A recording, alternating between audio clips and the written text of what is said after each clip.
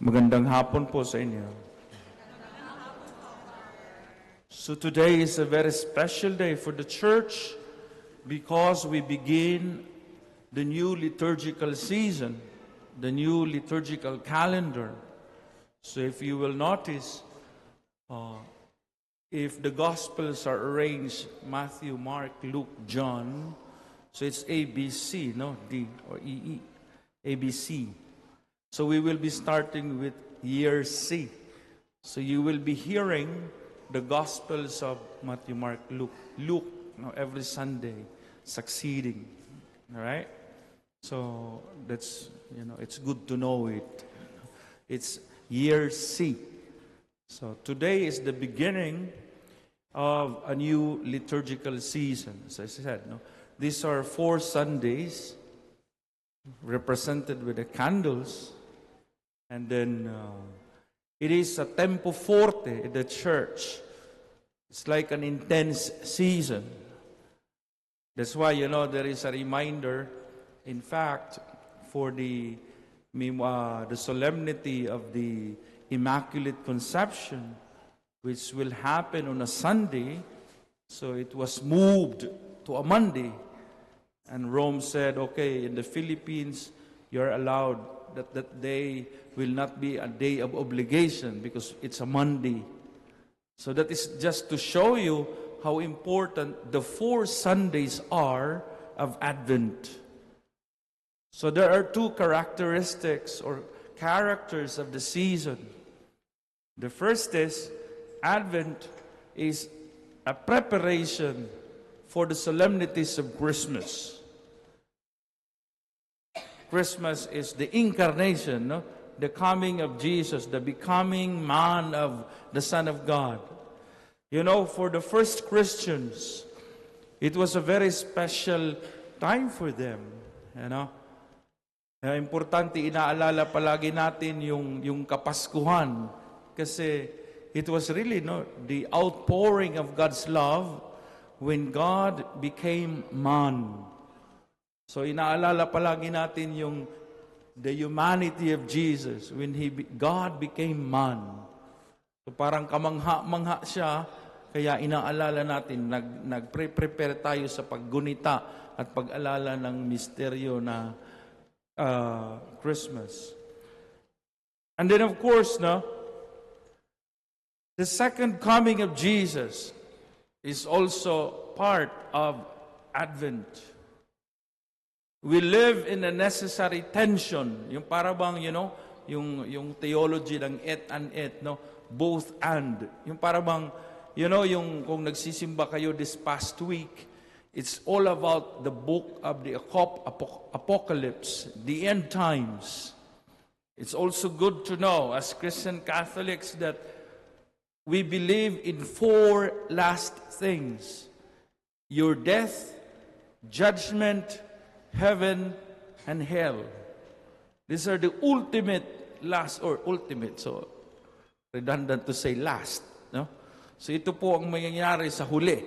Mamamatay ka, mamamatay tayo, and then we will be judged, we will be condemned, or we will be saved and enjoy paradise.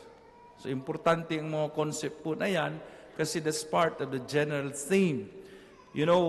For the first Christians, it was so intense in their consciousness, the second coming of Jesus, because Jesus told them that this generation will not pass, and I will be returning, just like this prophecy that which we have read from the Gospel of Luke. Ibang sinasabi dito, be vigilant always. Kaya nga, yung mga first Christians, sinasabi nila palagi is, Maranatha, Come, Lord, Parang they are welcoming, the second coming of Jesus. Kaya, importante ang dalawang kaisipan na yun, Yung para bang inaalala natin yung pagdating ni Jesus dito at inaalala din natin yung pagdating niya. Kaya sinasabi po sa liturgy na ang panahon ng Adviento, it should be a season of penance and it should be penitential in its atmosphere. Yung para bang, a time for conversion, a time for yung confession. Makikita niyo po yung altar po natin, parang walang bulaklak. The retablo and the table, parang bare siya. Na? Because, again, it signals to the character of the season na parang sinasabi, everything should be moderated. Kasi sabi sa liturgy natin is, we should not anticipate the full joy of Christmas. Pero sa Pilipinas, mahirap, kasi pagpasok mo doon, mega holidays na eh. Alagang,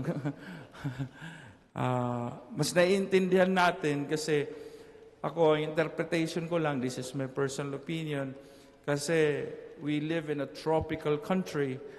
Yung sa atin kasi is we are just wet and dry, but it's all summer na. Pero sa Europe, sa ibang bansa, mas matindi yung 4 seasons nila. May winter, may snow, may fall, may summer, di ba? Kaya nga yung pagkakain natin sa Europe, meron silang premier plato, segundo plato, postre. Sa atin is buffet. Pinaghalo-halo lahat, no? At saka unlimited pa, no? Parang pinaghalo-halo, no? Para sa atin is mas puno yung plato, mas maganda. No? But sometimes, the problem is, parang it's a disrespect to the chef or to the cook, no?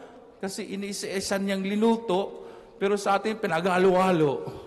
Di ba? Para bang, sana, ang maganda sana is, namnamin mo yung una, pangalawa, saka magpostre. Yung pagnamnam ng, that's the idea there. Na para bang, namnamin mo. Do not swallow more than you can chew. Parang ganun. Di ba?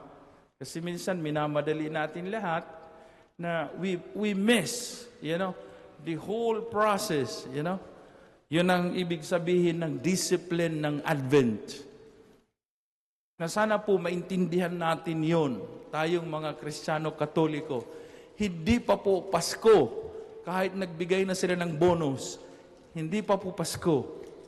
Kasi nakakalungkot, sabihin ko po, na pagdating ng Pasko, mayroong tinatawag dyan na Oktaba de Pascua, the 8 days of Christmas. Sunod-sunod yung fiesta, wala nang nagsisimba. Kasi pagod na tapos na. Sana naman, natin yung liturgy. Kasi that is the public prayer of the church. We don't own it. We belong to it. Yeah. Kaya importante ning isipin din yung sinasabi nating liturgical formation. Parang gano'n. So, sana din po yung choir natin, Lent, masabi, moderation ng organ, yung songs should be appropriate to the celebration. Yung gusto ko lang sabihin ngayon is more important that we make good use of this season because on the eve of the Christmas, on December 24, the Jubilee door in Rome will be opened to inaugurate the great Jubilee year of the Church. Sana po alam po ninyo yan, na the year 2025 has been declared as a year of grace. Basahin po natin anong ibig sabihin ng Jubilee. Yung symbol dyan is yung parang yubel in the Old Testament, yung may horn in the Old Testament. Jubilee is a very special time. Because it's a time for forgiveness. It's a time for restoration. It's a time for liberation. It's a time for the cancellation of debts. In the Old Testament, every 50 years, kung may mga utang ka, kinakancel lahat. Kung may mga bilanggo, pinapahiwalayan, pinapalaya. Sana all, Pag-jubileer natin, wala na yung utang natin. Cancel. Yun po ang meaning talaga ng Jubilee. You try to read it. And if you translate that to our spiritual life, it will really help you Because yung bang Jubilee is a time to reset, it's a time to restore, and it's a time for rest. Diba? Yun po sana ang yung 2025. Now, I would like to share to you two key points na sinabi ni Pope Francis with regard to the Jubilee. Ang una, sabi niya, is we should restore Christ at the center. Parang ilagay natin si Jesus sa gitna. Yung parang we recenter our focus to Jesus. Because in Jesus is our hope. Because in Jesus, God became man. And the humanity of God is precisely our hope that nothing will separate us from the love of God. Because God, who was all perfect, became man. And our humanity is not something wrong. It is not something bad. It is something that to celebrate. Our humanity, your humanity. Kasi ngayon talaga, sabi ni Pope Francis, the world is marred by violence, by division, by polarization. Di ba? Para yung tao, ayaw niya sa kapwa-tao. Yung tao, tingin niya sa tao, problema yung tao. Di ba? It's very sad that people find dogs cute and they no longer find babies cute. Nakakalungkot yata yun, yung para bang a population who no longer want children and they want to be called for parents. I have nothing against having pets. But again, let us not forget the mystery of humanity, yung pagkatao natin, So the general theme of the Jubilee is spes non confundit, Hope does not disappoint. Yan po ang translation niyan. Now, just to be brief about it, kasi sobra na yata. What is hope? Ano yung hope? Nag-isip po. It is one of the three theological virtues: faith, hope, and love. The greatest of these is love. But hope is very important. Hope is, it's a very deep concept actually. There are philosophers, there are theologians discussing it. Ano ba yung hope sa ating pag-intindi? Sabi ni Pope Francis, hope is not something that comes from us. It comes from God as a gift. Yung para bang kanino ka umaasa, ano ba talaga yung pag-asa mo? Sabi ni Pope Francis, hindi galing sa atin Galing talaga sa Panginoon. That's why it's called a theological virtue. Now, there are philosophers who discuss what hope is. Yung isang kaibigan ko, si Joseph Seifert, an Austrian philosopher, sabi niya, hope is not optimism. Optimism is a kind of unfounded belief that things will turn out good no matter what. Kahit walang basihan, naniniwala na the future is brighter than the present. That's no longer true. When First World War happened, when Second World War happened, people no longer believe that the future is better than the present. Because war, as atrocious as the First and Second World War could happen. So it's not necessarily the case that the future is brighter than today. Hindi na po. Kaya sabi ni Pope ni Joseph Seifert, for us Christians, hope is founded, in truth and justice, not in a certain ideology. Yung para bang fantastic, unrealistic, na parang pagka may AI, magkakapera ka na. Hindi po. Pag hindi mo ginalingan, wala ka pa rin, kahit ilang magkanong AI na yan. Ito po. So, Joseph Seifert, sabi niya, hope is a deep commitment to seek and uphold the good and the noble. Because you believe that our God is good and He will not abandon or betray us. Yun po ang pinaghahawakan natin. That God will not deceive us, nor he will be deceived by us, I should say. We are not playthings of God. In fact, we are brothers with Jesus. Yun ang sinasabi ni Pope Francis, the fraternity based on Jesus Christ. Yung para bang, ito ang pag-intindi ko kay Joseph Seibert, para bang nabilanggo ka kasi inakusahan ka. Pero alam mo, wala kang kasalanan. And then, you do not despair precisely because you know na wala ka talagang kasalanan. Kahit papano, one day, hanggang dulo ng kaduluhan dyan, makakalabas ka talaga kasi you know that you did not do anything wrong. Yun po ang ibig sabihin ng hope. When you seek and uphold the good, no matter what, because you believe that, what is a value? Yung sinasabi yung values education. Value means a good which is pursued for its own sake. May mga bagay po na gusto natin maangkin dahil kabutihan siya. It's good in themselves. Diba? Ang pera po hindi good in itself. It is just a means towards another end. Ay, pag-isipan niyo po yan. Now, mayroon isang philosopher din, sinasabi niya na, ano ba yung how can you recognize a person living in hope? Ano naman ito? Si Robert Spayman, an eminent, palagi itong mga favorite philosopher natin, palagi ko hinuhumili ito because they are really serious about these things. Sabi niya ni Robert Spayman, makikita mo yung tao in 3 categories. You can divide them. Mayroong mga taong cynical. Yung cynic, that's why you have the word dog. Canis. Diogenes is one of the examples. There are people who live like dogs. Meaning, they no longer care. Yung para bang nothing else matters. Yung parang ganun. Yung nihilism ba? At the end, we will die. Might as well, might as well. Because anyway, we all die.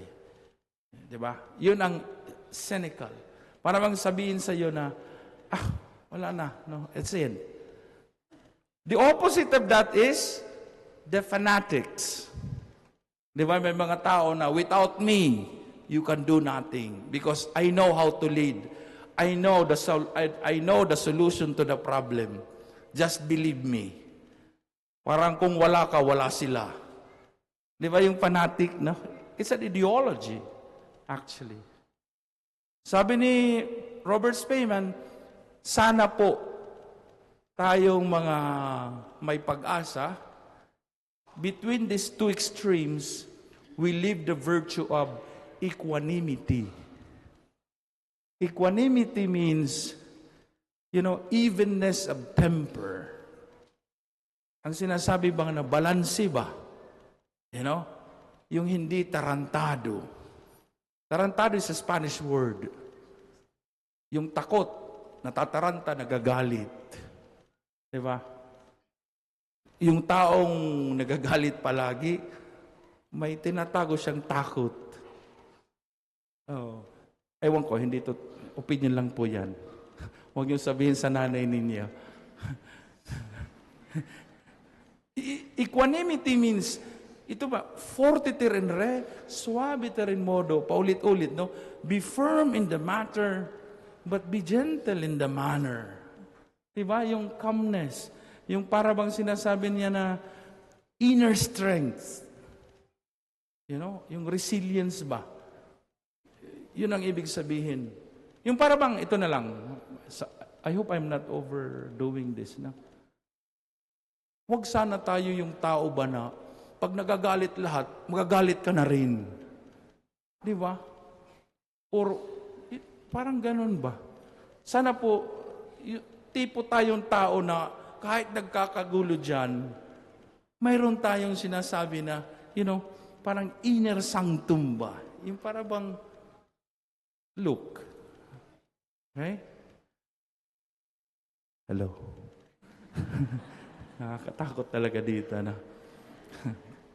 Pwede pa 1 minute lang. Okay. May nakita lang akong post ba. Ewan ko kung nakita niyo sa YouTube, no. Medyo na-emo ako, no.